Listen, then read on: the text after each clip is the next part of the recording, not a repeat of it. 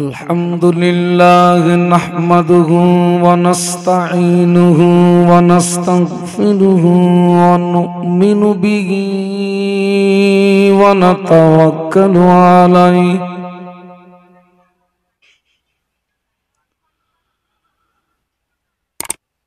व नऊज़ु बिल्लाहि मिन शुरूरि अंफुसिना व मिन सय्यिआति अअमालिना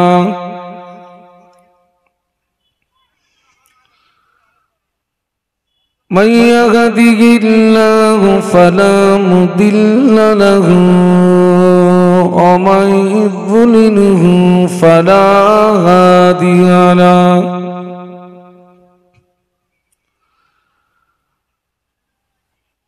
ونشهد أن لا إله إلا الله وحده لا شريك له ونشهد أن سيدنا وحبيبنا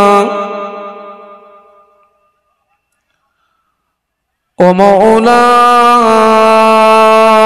محمدا عبده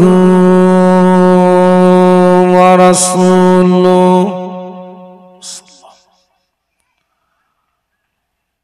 وقال الله تعالى مخبرا وآمرا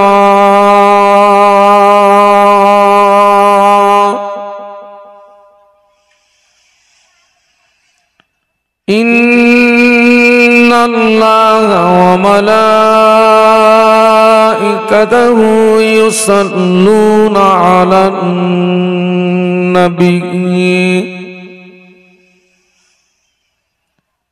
يا أيها الذين آمنوا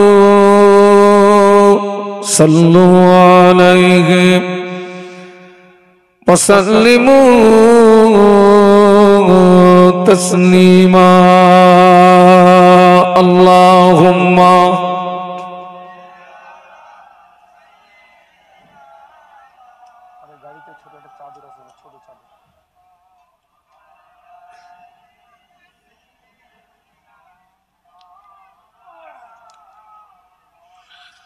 আমরা এতগুলো মানুষ আপনারা প্রথমত একটা কথা জানবেন, আমরা যে বিশ্ব নবীর শানে দরুদ পড়ি, লাভ আমাদের না বিশ্ব নবীর? তামাম পৃথিবীর মানুষ যদি বিশ্ব নবীর প্রতি দরুদ পড়া বয়কট করে, মহান আল্লাহ বিশ্ব নবীকে যে উচ্চ মর্যাদা দান করেছেন তার সামান্যতম ঘাটতি হবে না। দেখেন, প্রত্যেকটা বক্তা স্টেজে এই যখন খুতবা পড়ে কোরআন শরীফের একটি আয়াতে শরীফা তেলাওয়াত করে, যেটি আমিও তেলাওয়াত করেছি। ইন্নাল্লাহা ওয়া মালাইকাতাহু ইউসাল্লুনা আলান নবী,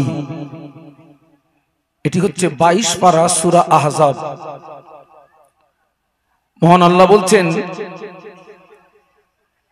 ইন্নাল্লাহা ওয়া মালাইকাতাহু ইউসাল্লুনা আলান নবী, নিশ্চয়ই আল্লাহ পাক স্বয়ং আমাদের নবীর উপরে দরুদের নজরানা প্রেরণ করেন। একটু বলুন সুবহানাল্লাহ। স্বয়ং কে?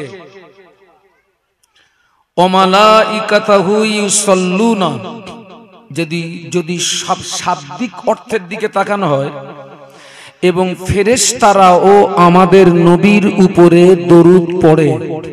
আরো একবার বলুন সুবহানাল্লাহ। এই যে ফেরেশতারাও আমাদের নবীর উপরে দরুদ পড়ে, এটা কিন্তু একদিন নয়। মিশকাত শরীফের একটা রিওয়ায়াতে এসেছে, প্রতিদিন আল্লাহ পাক 70,000 ফেরেশতা নাজিল করেন। আর এই 70,000 ফেরেশতা আল্লাহ রসুলের মাজার মুকাদ্দাসের চারিপাশে ঘিরে দাঁড়িয়ে তাদের নূরের ডানাগুলো মেলে দিয়ে আমাদের নবীর উপরে দরুদ পড়ে।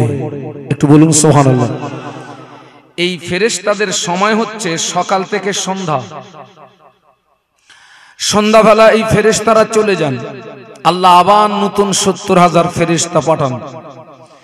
এই যে ফেরেশতারা চলে গেলেন, কিয়ামত পর্যন্ত বিশ্ব নবীর মাজার মুকাদ্দাসের পাশে দাঁড়িয়ে দরুদ পড়ার সুযোগ আর পাবে না।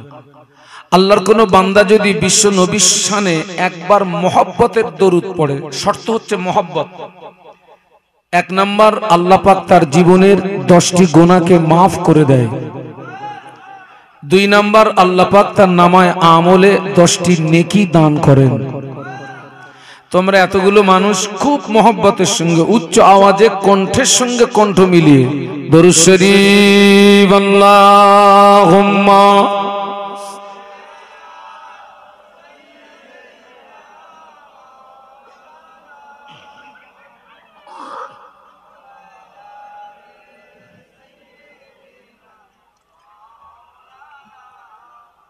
আলহামদুলিল্লাহ, আরো মহব্বতে আল্লাহুম্মা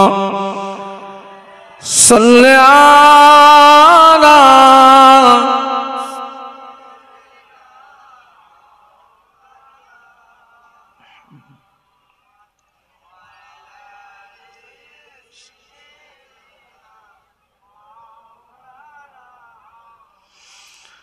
নৌকার মাঝি পার করে দে, দেরি করিস না, যাব আমি জিয়ারতে সোনার মদিনায়। আল্লাহুম্মা সাল্লি আলা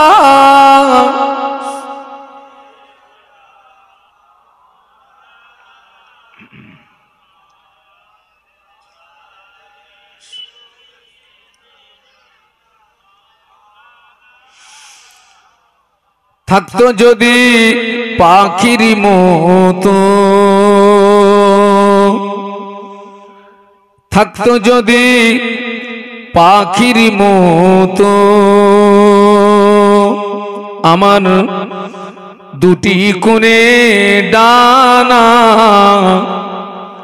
পেরিয়ে সাগর উড়ে যেতাম সোনার মদিনায়। নৌকার মাঝি পার করে দে,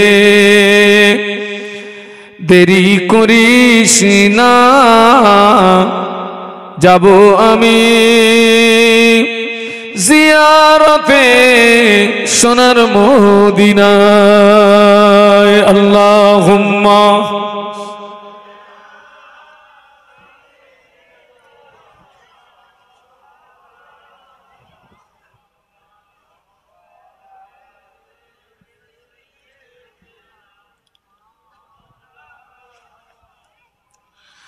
একটু কলেমার জিকির লা ইলাহা ইল্লাল্লাহ, জবান খুলে লা ইলাহা ইল্লাল্লাহ, লা ইলাহা ইল্লাল্লাহ মুহাম্মাদুর রাসূলুল্লাহ।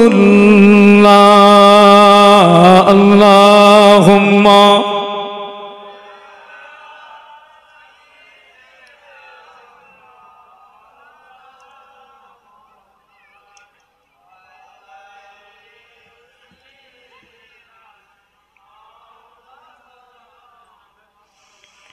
قال الله تعالى في كلامه المجيد الفرقان الحميد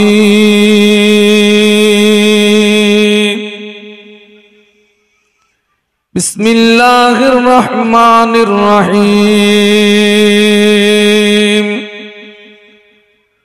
قل إن كنتم تحبون الله فاتبعوني يحببكم الله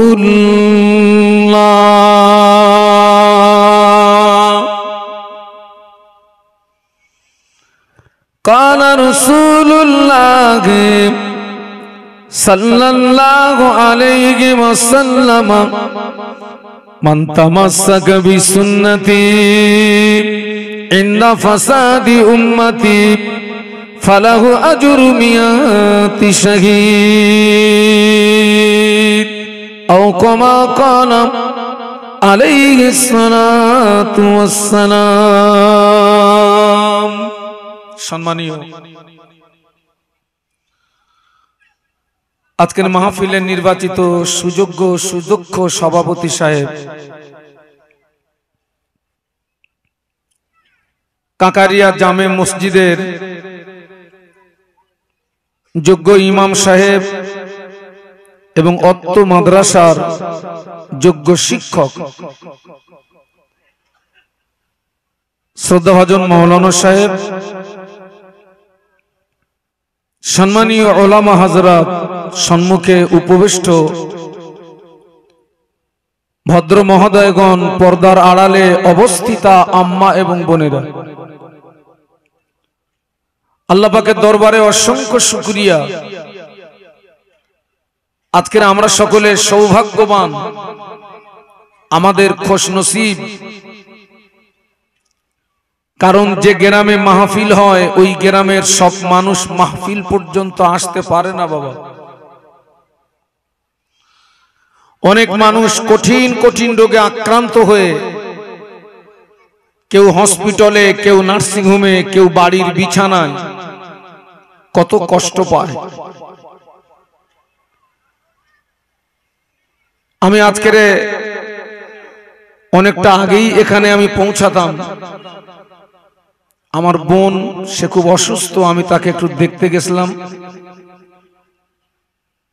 গত বছরে সে এই মাহফিলে হাজির ছিল, কিন্তু আজকের সে শারীরিক অসুস্থতার জন্য মাহফিল পর্যন্ত আসতে পারল না। আমরা সকলে তার জন্য দোয়া করি, মহান আল্লাহ পাক যেন তাকে শেফায়ে কামেলা নসিব করেন। বলুন আল্লাহুম্মা আমিন। মহান আল্লাহ যেন তাকে দয়া করে পূর্ণ সুস্থতা দান করেন। বলুন আল্লাহুম্মা আমিন। তো আল্লাহ পাক ইচ্ছা করলে আজ আমাদেরকেও কঠিন কঠিন রোগ দিয়ে, বিপদ মুসিবত দিয়ে এই মাহফিল থেকে আমাদেরকে মাহরুম করতে পারতেন। তিনি দয়া করে আমাদের শারীরিক সুস্থতা দান করে মাহফিল পর্যন্ত আসার তৌফিক দান করেছেন। সকলে কৃতজ্ঞতা প্রকাশে মোহাব্বতের সঙ্গে উচ্চ আওয়াজে বলি আলহামদুলিল্লাহ। আর একটু আওয়াজ তোলা যায় না? হয়নি? জবান খুলে একই সঙ্গে বলুন আলহামদুলিল্লাহ। বিশ্বনবীর মাজার মুকদ্দাসে জানাই অসংখ্য দরুদ এবং সালাম। অন্তরের স্থল থেকে বলি সাল্লাল্লাহু আলাইহি ওয়াসাল্লাম। আপনারা ইতিপূর্বে অনেক আলোচনা শুনেছেন। যেহেতু আজকের আমরা একটা প্রতিষ্ঠানের মাহফিলে এসেছি, আমার মনে হয় আমাদের আলোচনার সঙ্গে প্রতিষ্ঠানের একটু সম্পর্ক রাখা প্রয়োজন। আল্লাহ যেন আমাকে তৌফিক দেন। একটু সকলে বলুন আল্লাহুম্মা আমিন। আমি কোরআন শরীফের যে আয়াত শরীফা তেলাওয়াত করেছি, এটি হচ্ছে সূরা আল ইমরানের 31 নম্বর আয়াত। বিশ্বনবীর পাক জবানে বর্ণিত অসংখ্য হাদিস মুবারকের ভিতর থেকে ছোট্ট একটি হাদিস আমি তেলাওয়াত করেছি। মহান আল্লাহ কোরআন শরীফের ভিতরে বললেন কুল। বিশ্বনবীকে লক্ষ্য করে বললেন, হাবিব তুমি আমার বান্দাদেরকে বলে দাও, তারা যদি আমাকে পেতে চায়, তারা যদি আমার সঙ্গে মোহব্বত স্থাপন করতে চায়, তাহলে তাদের সর্বপ্রথম কাজ হবে ফাত্তাবিউনি, তারা যেন আগে তোমার তাবেদারি করে। মহান আল্লাহ কার তাবেদারি করতে বলছেন? আমার সঙ্গে কথা বলতে হবে। কার? আল্লাহ বললেন তারা যদি আমাকে পেতে চায় আমার সঙ্গে মহব্বত স্থাপন করতে চায়, তারা যেন আগে তোমার তাবেদারি করে, তারা যেন আগে তোমায় অনুসরণ করে, তারা যেন আগে তোমায় ভালোবাসে। মহান আল্লাহ বললেন, হাবিব, আমার যে সমস্ত বান্দা বান্দি তোমার তাবেদারি করবে, তোমায় অনুসরণ করবে, তোমায় ভালোবাসবে, খুশি হয়ে আমি আল্লাহ ওদেরকে ভালোবাসবো। একটু মহব্বতে বলুন। আল্লাহ পরেই বললেন, আমি শুধু ওদের ভালোবাসবো না, ওয়াগফির লাকুম যুনুবাকুম, আমি আল্লাহ পাক খুশি হয়ে ওদের জীবনের গুনাহগুলোকে মাফ করে দেব। আরো মহব্বতে বলুন। এই আয়াতে শরীফাত দ্বারাতে স্পষ্ট আমরা প্রমাণ পাচ্ছি, নবীকে বাদ দিয়ে রব পাওয়া যাবে না, নাজাত পাওয়া, জান্নাত পাওয়া। আজকে আমরা যে প্রতিষ্ঠানের আঙিনায় এসেছি, এই প্রতিষ্ঠানে আল্লাহ রসুল বলেছেন, তলাবুল ইলমি ফরিদাতুন আলা কুল্লি মুসলিমিন ওয়া মুসলিমা, প্রতিটি নরনারীর জন্য দ্বীনের ইলম অর্জন করা ফরজ। একটু বলুন সুবহানাল্লাহ। আপনার ভিতরে যদি দ্বীনের ইলম না থাকে, আপনি রব চিনবেন না। আপনার ভিতরে যদি দ্বীনের ইলম না থাকে, আপনি নবী চিনবেন না। আপনার ভিতরে যদি দ্বীনের ইলম না থাকে, আপনি জাহান্নাম থেকে নিজের জীবনটাকে বাঁচাতে পারবেন না। আপনার ভিতরে যদি দ্বীনের ইলম না থাকে, আপনার জীবনটাকে আপনার জীবনকে আপনি জান্নাতমুখী করাতে পারবেন না। তাহলে এই আয়াতে শরীফাত দ্বারাতে আমরা এটাই প্রমাণিত হলো, আমরা এটা প্রমাণ পেলাম, নবী বাদ দিয়ে রব পাওয়া যায় না, নবী বাদ দিয়ে নাজাত পাওয়া যায় না, নবীকে বাদ দিয়ে জান্নাত পাওয়া যায় না। এই যে আপনারা যারা বসে আছেন এখানে, আপনারা সকলে ওই নবীর ভালোবাসার দাবিদার নাকি? আমিও কিন্তু ওই নবীর ভালোবাসার দাবিদার। কিন্তু বাবা, মৌখিক নবীর ভালোবাসার দাবি করাটা সহজ, আর ওই ভালোবাসাটাকে প্র্যাকটিক্যালে দেখানোটা, বলুন বলুন, কঠিন আছে বাবা। মৌখিক ভালোবাসার দাবি করে নবী পাওয়া যায় না, মৌখিক ভালোবাসার দাবি করে রব পাওয়া যায় না, মৌখিক ভালোবাসার দাবি করে নাজাত পাওয়া যাবে না, মৌখিক ভালোবাসার দাবি করে জান্নাত পাওয়া। তাহলে আমাদের প্র্যাকটিক্যালে আসতে হবে। আল্লাহ রসুল সাল্লাল্লাহু আলাইহি ওয়াসাল্লামের একজন সাহাবী আল্লাহ নবীকে জিজ্ঞাসা করেছিলেন, মাতা সা, ইয়া রাসূলুল্লাহ, কিয়ামত কবে হবে? সাহাবী কি জিজ্ঞাসা করলেন? সবাই মিলে বলুন, জি হুজুর, কিয়ামত কবে হবে? তো আল্লাহ নবী ওই সাহাবীকে ঘুরিয়ে জিজ্ঞাসা করলেন, বাবা, তুমি যে কিয়ামতের সংবাদ নিচ্ছ, তুমি যে কিয়ামতের খবর নিচ্ছ, আচ্ছা বলো তো, কিয়ামতের জন্য কি অর্জন করেছো তুমি? কিয়ামতের জন্য কি সঞ্চয় করেছো তুমি? কি আছে তোমার?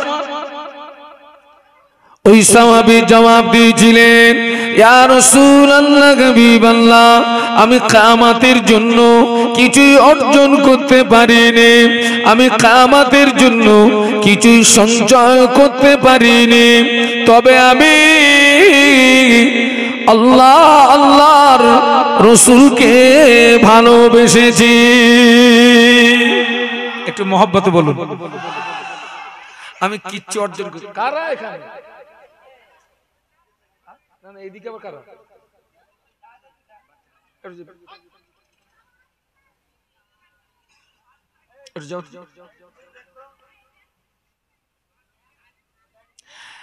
ইয়া রাসূলুল্লাহ, আমি কিয়ামতের জন্য কিছু অর্জন করতে পারিনি, কিচ্ছু আমার নেই, তবে আমি আল্লাহ এবং আল্লাহর রাসূলকে সবাই মিলে বলুন ভালোবেসেছি। আল্লাহ নবী কি জবাব দিলেন জানেন? আল্লাহ নবী বলেছিলেন, ও বাবা সাহাবী, তোমার দাবি যদি সত্য হয়, আমি আল্লাহ নবী বলছি কিয়ামতের ময়দানে ওই দাবি তোমাকে নাজাত করিয়ে দেবে। দাবি যদি সত্য হয়, আপনারা সবাই জ্ঞানী মানুষ, আল্লাহ নবী সাহাবীকে বললেন তোমার দাবি যদি, তাহলে আমাদের দাবির সত্যতা প্রমাণ করাতে হবে, এই দাবির বাস্তবতা প্রমাণ করাতে হবে। বাবাজি, বিশ্ব নবীকে ভালোবাসা মানে এই নয় যে আপনি হাজার দানার একটা তসবিহ নিয়ে নবীর নামের জপ জিকির করবেন, নবী পেয়ে গেলেন, না। নবীকে ভালোবাসা মানে এই নয় যে বৎসরে নবীর শানে কায়দা করে একটা মাহফিল দিয়ে দিলেন, নবী পেয়ে গেলেন, না। নবীকে ভালোবাসার রাস্তা কি? আল্লাহ পাক কোরআনে বলে দিয়েছেন, লাকাদ কানা লাকুম ফি রাসূলিল্লাহি উসওয়াতুন হাসানাহ। একটু বলুন না সুবহানাল্লাহ, আর একটু মহব্বতে বলুন।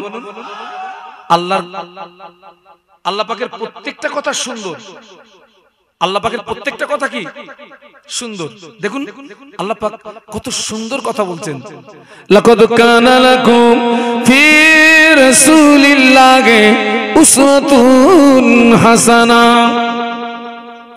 আল্লাহ বললেন আমি আমার হাবিব নবী মুহাম্মদ সাল্লাল্লাহু আলাইহি ওয়াসাল্লামকে তোমাদের কাছে উত্তম আদর্শের নমুনা করে পাঠিয়েছি। বলুন সুবহানাল্লাহ।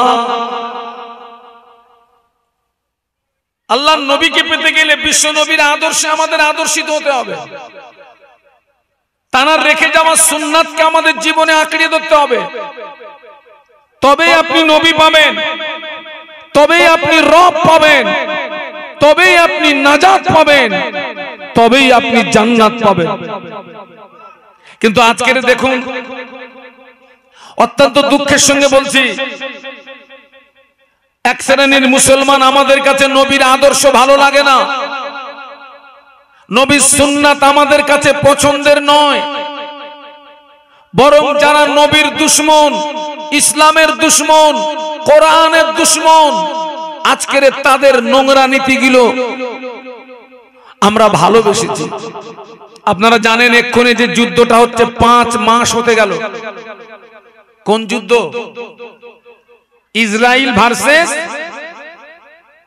ফিলিস্তিন। ইসরায়েল হচ্ছে একটি পিতৃহীন অবৈধ রাষ্ট্র। একটু গোদা বাংলায় বলতে গেলে ইসরায়েলের জন্মের ঠিক নেই।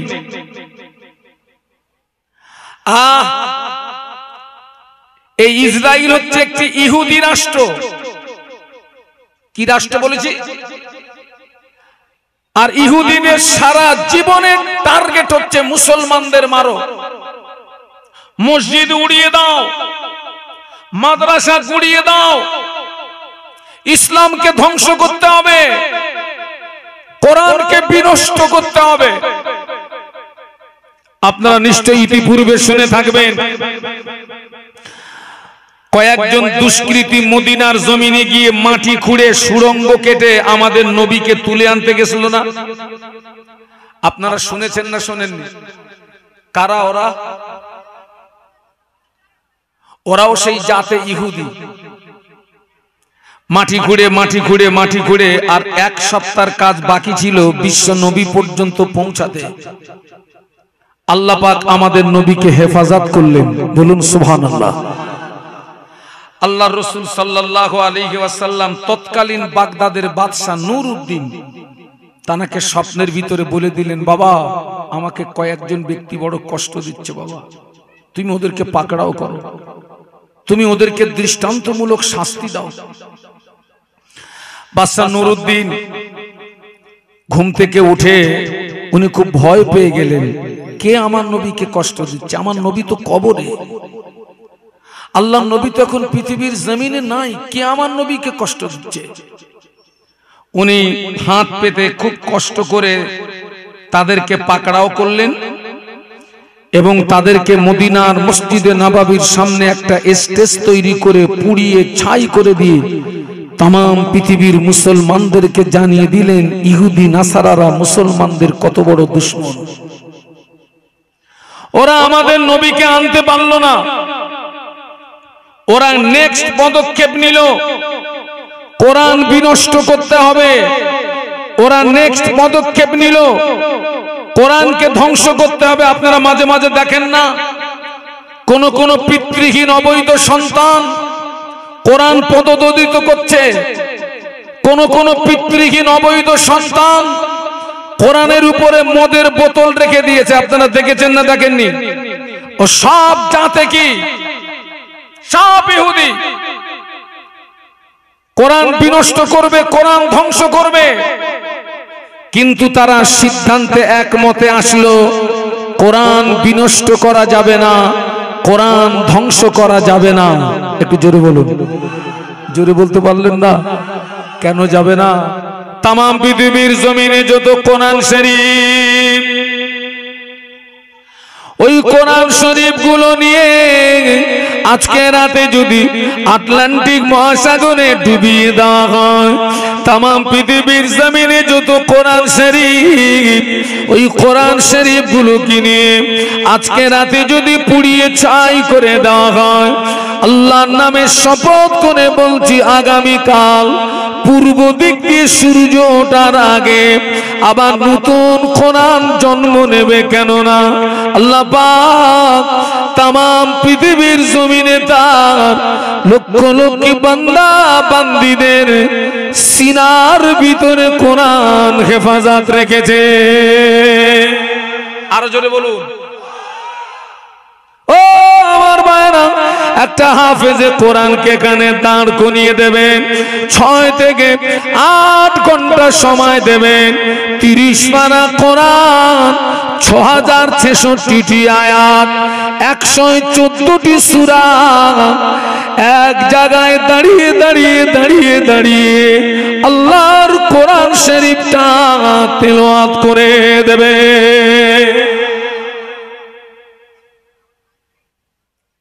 পৃথিবীর জমিনে অনেক ধর্ম আছে, আমি এখানে কোন ধর্মকে ছোট করতে আসিনি, লাকুম দীনুকুম। তবে একটা কথা বলবো, এটা মাথায় রাখবেন, পৃথিবীর জমিনে যত ধর্ম থাক আল্লাহ পাকের কাছে মনোনীত ধর্ম কোনটা? আরো জোরে বলুন, ইন্নাদ দীনা ইনদাল্লাহিল ইসলাম। একটু জোরে বলুন সুবহানাল্লাহ। আরো জোরে বলুন।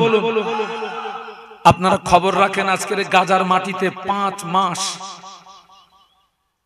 এজিদ বাহিনী যেমন ফোরাত নদীটাকে আপনার কি করেছিল? ঘিরে রেখেছিল। ইমাম হোসাইন হুজুর সহ তানার সঙ্গী সাথীদের 1 ফোঁটা পানি পান করতে দেয়নি। ঠিক ততই বছর এই ইসরায়েলি সেনারা পুরো গাজাটাকে ঘিরে রেখেছে, ত্রাণের গাড়ি আসতে দিচ্ছে না। যদি একটা গাড়ি আসে তাতে যদি 1000 মানুষের খাদ্য থাকে, 50,000 মানুষ সেখানে জড়ো হচ্ছে এক মুঠো খাদ্যের জন্য। তারা কি করছে জানেন? ওই যারা লাইনে খাদ্য নেওয়ার জন্য দাঁড়িয়ে তাদের বোম মেরে শহীদ করে দিচ্ছে। হাজার হাজার নারী পুরুষ গোলাপ ফুলের মতো নিষ্পাপ বাচ্চাগুলোকে বোমার আঘাতে তারা শহীদ করে দিচ্ছে। আমাদের লজ্জা হওয়া উচিত। আজকে তাদের নোংরা নীতি আমাদের ভিতরে থাকবে কেন? যে সমস্ত ছেলেরা মাদ্রাসায় পড়াশোনা করে ওদের ভিতরে আপনি তাদের নীতি পাবেন না, ওদের ভিতরে পাবেন নবীর আদর্শ। জোরে বলুন সুবহানাল্লাহ। মাদ্রাসার ছেলেদের ভিতরে কাদের আদর্শ পাওয়া যায়? নবীর আদর্শ পাওয়া যায়। বলো সুবহানাল্লাহ। আর আমরা সেই শয়তানদের নোংরা নীতি আমাদের ভিতরে। তুমি কিয়ামতের মাঠে নবীর সামনে কি করে মুখ দেখাবে? আল্লাহর সামনে কি করে দাঁড়াবে? কি মুখ নিয়ে দাঁড়াবে? আজকে দুঃখ আফসোস, দুঃখ আফসোস, সেই কোরআন শিক্ষার প্রতিষ্ঠান, অনেক প্রতিষ্ঠান দ্বন্দ্ব ফাসাদের জন্য বন্ধ হয়ে গেছে, দলাদলির জন্য বন্ধ হয়ে গেছে। আজকের আপনারা ধন্য, আপনারা গর্বিত যে গ্রামে দিন রাত কোরআন তেলাওয়াত হয়, ওই গ্রামে আল্লাহর আসমান থেকে রহমত বর্ষিত হয়। আরো জোরে বলুন, যে গ্রামে দিন রাত কোরআন তেলাওয়াত হয়, ওই কোরআন তেলাওয়াতের বরকতে আমার আল্লাহ ওই গ্রামের কবরবাসীর আযাবকে আল্লাহ পাক কোরআন তেলাওয়াতের বরকতে আল্লাহ পাক maaf করে দেয়। আগে অনেক বাড়ি থেকে ফজরের নামাজের পরে কোরআন তেলাওয়াতের আওয়াজ পাওয়া যেত, যেত না? আরে কথা বলেন না কেন? অনেক বাড়ি থেকে মাগরিবের নামাজের পরে কোরআন তেলাওয়াতের আওয়াজ পাওয়া যেত। এখন কটা বাড়ি থেকে কোরআন তেলাওয়াতের আওয়াজ পাওয়া যায়? কটা বাড়ি থেকে কোরআন তেলাওয়াতের আওয়াজ পাওয়া যায়? আল্লাহ নবী ১৫০০ বছর আগে নূরের জবানে বলে গেলেন, মান তামাসসাকা বিসুন্নতি ইন্না ফাসাদি উম্মতি ফালাহু আজরু মিয়াতি শাহীদ। আল্লাহ নবী বললেন, আখিরি জামানা আমি রাসূলুল্লাহ আমার যে সমস্ত সুন্নাতগুলো বিলুপ্ত হয়ে যাবে, আমার যে সমস্ত সুন্নাতগুলো হারিয়ে যাবে, ওই রকম একটা হারিয়ে যাওয়া সুন্নাতকে আমার কোন উম্মতি যদি জিন্দা করতে পারে, ওই রকম একটা হারিয়ে যাওয়া সুন্নাতকে যদি আমার কোন উম্মতি আমলে আনতে পারে, আমি আল্লাহ নবী বলছি আল্লাহ পাক ওই ব্যক্তির নামায় আমলে আমার আল্লাহ ১০০ শহীদের সওয়াব দান করে। আরো জোরে বলুন, ১০০ শহীদের সওয়াব পাবেন। এই জমানায় নবীর একটা হারিয়ে যাওয়া সুন্নাতকে কেউ যদি জীবিত করতে পারে, ১০০ শহীদের সওয়াব। আমার নবীর অনেক সুন্নাত হারিয়ে যাচ্ছে, অনেক সুন্নাত বিলুপ্ত হয়ে যাচ্ছে। এই যে আমরা মাথায় টুপি দিয়েছি, এটা কি বলুন? সুন্নাত। আলহামদুলিল্লাহ, আলহামদুলিল্লাহ আপনাদের আব্বা আম্মার দোয়া। আমার তো লোকালিটিতে মাহফিল কম, সব তো বাইরে বাইরে বাইরে সব ঘুরে দেখছি, অনেক মাহফিলে যাচ্ছি, টোটাল কারোর মাথায় টুপি নেই, এবং মেয়ে ছেলে বেটা ছেলে ওপেন। আমি জায়গার নাম বলছি মুর্শিদাবাদ, মালদা,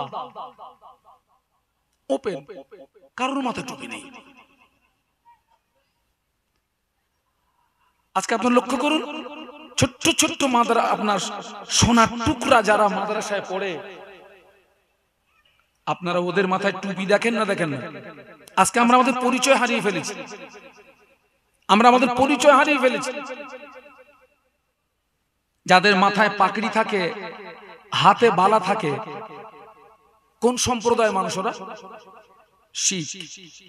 ওই শিখ সম্প্রদায়ের ৫০টা মানুষকে যদি এই পুবের ঘেরিতে ছেড়ে দেওয়া হয়, আর একজনকে যদি দায়িত্ব দেওয়া হয় যে ওই পুবের ঘেরি থেকে ওই ৫০টা শিখ ধর্মের মানুষকে টেনে বার করো, অসুবিধা হবে? ও তো দুটো জিনিস দেখবে আর টপ টপ করে ধরবে। কি কি দেখবে? পাগড়ি দেখবে। আর আমাদের মতো ৫০টা মুসলমানকে যদি অন্য গ্রামে ছেড়ে দিয়ে একজনকে বলা হয় ওই গ্রাম থেকে ৫০টা মুসলমানের টেনে বার করো,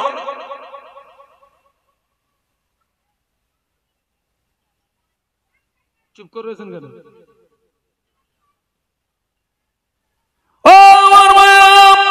আজ আমাদের মাথায় যদি টুপি থাকতো, আমাদের মুখে যদি দাড়ি থাকতো, ধর্মতলার ৫ রাস্তার মোড়ে পোল্ট্রির মুরগির মতো শুধু মুসলমান আর মুসলমান আর মুসলমান, মুসলমানের উপরে অন্য সম্প্রদায়ের মানুষ আঙুল তুলতে পারত না।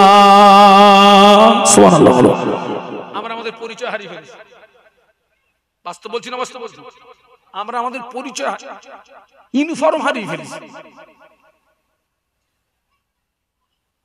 আমার সোনার টুকরা যারা এখানে পড়াশোনা করে, ছোট্ট ছোট্ট বাচ্চা, দেখবেন তো ওদের জীবনগুলো কত সুন্দর। আমার নবীর সঙ্গে একই জান্নাতে থাকতে মন চায় না? চায় না? কার কার চায় একটু আমাকে দু হাত তুলে দেখান তো। আমার হাত কি বেঁকা? অনেকে তো এরাম এরাম করতেছো কেন? সোজা করো। তাকবীর দেন, নারায়ে তাকবীর। না হয়নি, জোরে বলুন নারায়ে তাকবীর। আরো জোরে বলো নারায়ে তাকবীর। হাত নামান, হাত তুললে হবে না, একটা আমল করতে হবে। কি আমল? আল্লাহ নবী বললেন, মান আহাব্বা সুন্নতি ফাকাদ আহাব্বানি ওয়া মান আহাব্বানি কানা মাই ফিল জান্নাহ। আল্লাহ নবী বললেন, মান আহাব্বা সুন্নতি, যে আমার সুন্নাতকে ভালোবাসলো, ফাকাদ আহাব্বানি, ওই ব্যক্তিটা আমি রাসূলুল্লাহ আমাকে ভালোবাসলো। ওয়া মান আহাব্বানি, যে ব্যক্তি আমি রাসূলুল্লাহ আমাকে ভালোবাসলো, আমি আল্লাহর নবী বলছি, কানা মাই ফিল জান্নাহ, ওই ব্যক্তি আর আমি রাসূলুল্লাহ জান্নাতের ভিতরে পাশাপাশি থাকবো। আরো জোরে বলো। পায়ে ধরে বলে যাচ্ছে ছেলেরা, যুবকেরা। কতদিন পর এসছি আমি গ্রামে, পায়ে ধরে বলে যাচ্ছে, তোমাদের আব্বা আম্মার দোয়া আমার ওয়াজ শুনে অনেকে দাঁড়িয়ে রেখেছে। তোমাদের আব্বা আম্মার দোয়া আমার ওয়াজ শুনে অনেকে 5 ওয়াক্ত নামাজি হয়েছে। তোমাদের আব্বা আম্মার দোয়া আমার ওয়াজ শুনে অনেকে এই সাধারণ পোশাকটা বাদ দিয়ে সুন্নতি লেবাস পড়ছে। এবং তাকে যদি আমার পাশে যদি বসিয়ে দেই, হয়তো আপনারা নজরানা ভুল করে আমার না দিয়ে হরে দেবেন। তোমার তারে দেখলে মনে হবে আমার চেয়ে বড় হুজুরও। আলহামদুলিল্লাহ, এটাই তোমার পাওনা। আমার সোনার ছেলেরা, ফিরে এসো। আজকের এখানে 5 ওয়াক্ত নামাজ হয়তো নাকি 3 ওয়াক্ত হচ্ছে, তাও পায়ে ধরে ধরে, ঠিক বলছি না ভুল বলছি?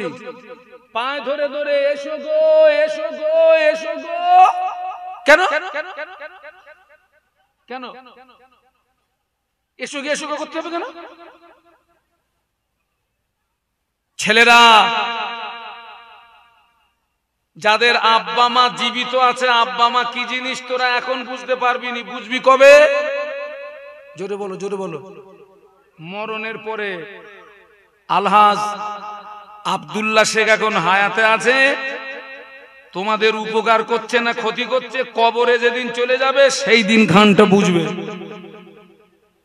ওই দিন খানটা বুঝবে যে আলহাজ আব্দুল্লাহ শেখ তোমাদের উপকার করেছিল না ক্ষতি করেছিল।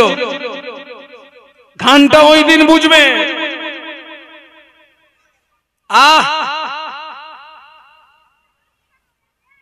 আব্দুল্লাহ শেখের কি অভাব তোমাদের কাছে খেতে চায়? কি দরকার আছে বাড়ির খেয়ে এখানে এসে এসো গে এসো গো করার? উদ্দেশ্য একটা, ওনার ওসিলায় যদি একটা নামাজি তৈরি হয়, ওই ব্যক্তিটা নামাজ পড়ে যে সওয়াব পাবে, এনার ওসিলায় ওই ব্যক্তিটা নামাজ পড়ার কারণে সমপরিমাণে সওয়াব আব্দুল্লাহ শেখ পেয়ে যাবে। কারণ রাসূল বলেছেন, আদ-দাল্লু আলাল খায়রি কাফাইলিহি, সৎ উপদেষ্টা সৎকারীর সমপরিমাণে সওয়াবের হকদার হয়ে যায়। আরো জোরে বলো। আমার সোনার ছেলেরা, পায়ে ধরে বলে যাচ্ছি, প্রতিষ্ঠানের দিকে খেয়াল রাখবি বাবা। আমিও একদিন থাকবো না। আমি যেই প্রতিষ্ঠানের সভাপতিত্বের দায়িত্বে আছি তো নাকি, যেদিন মনে করবো হাল হকিকত খারাপ, আমিও আর আসবো না। আরে আমার এখানে আসে তো লস তো। আমি আজকে একটা মাহফিল করবো কেন? আমি দুটো মাহফিল করবো, দুটো মাহফিল করবো। আপনাদের আব্বা মার দোয়া, আল্লাহ যদি খুব কম দেয় তো 20 থেকে 25,000 টাকা বাড়ি যাবো। আমি এখানে আসবো কেন? আল্লাহ খুব কম দিলে 20 থেকে 25,000 টাকা নিয়ে বাড়ি ঢুকবো। আমি দুটো মাহফিল করবো। আসি কেন? এটা আমার গ্রাম। আপনারা আমার প্রতিবেশী, আমার উপরে আপনাদের যেমন হক, আমারও তেমন আপনাদের উপরে তেমন হক।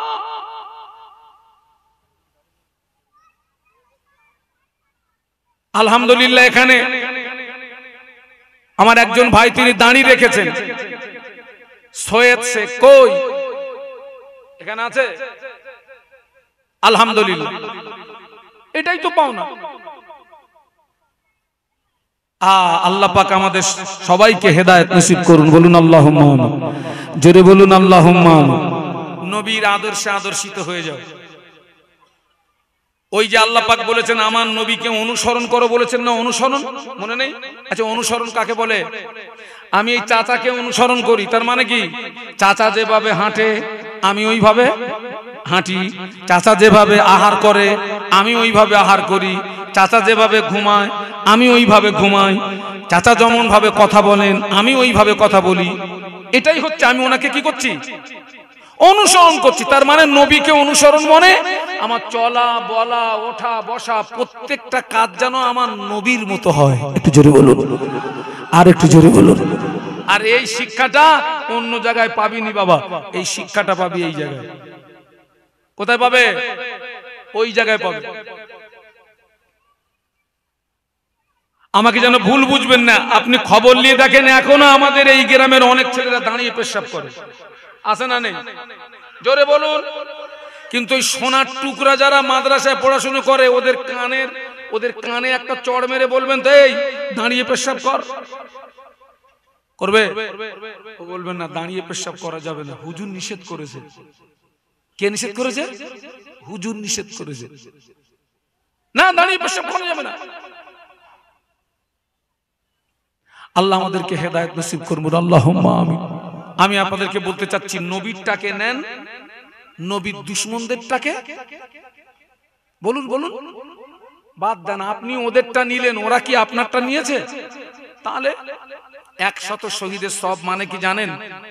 আল্লাহ নবী একদিন সাহাবীদের ডাকলেন, আল্লাহ নবী সাহাবীদের ডেকে বললেন, ও আমার সাহাবীরা, যুদ্ধের দামামা যখন বেজে উঠবে, যুদ্ধের ঘন্টা যখন বেজে উঠবে, যে অবস্থায় থাকো না কেন যুদ্ধে ময়দানে চলে আসবে।